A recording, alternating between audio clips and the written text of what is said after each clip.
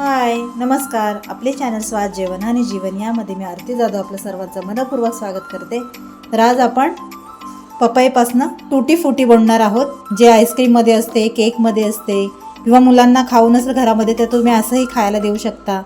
रंगबेरंगी असते तर मुलंही आवडीने खातात ते टुटी फ्रुटी।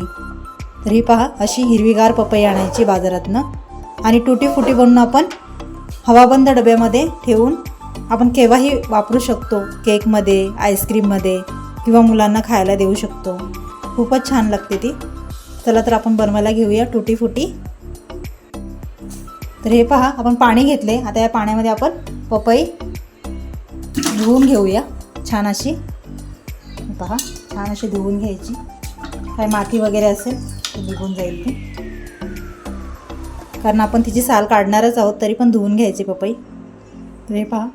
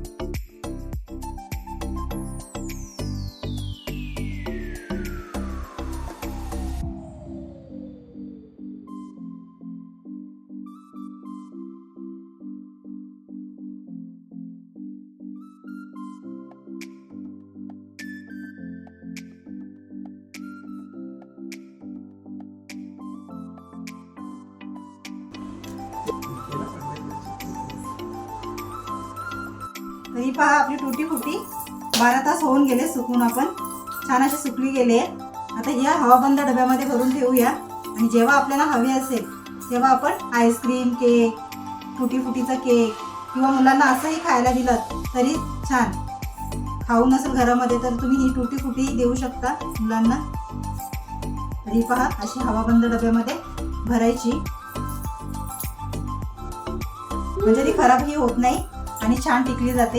ही अशी आपण बनवून घरात ठेवू शकता आणि केक किंवा आईस्क्रीम मध्ये टाकून खाऊ शकता। खूपच छान लागते।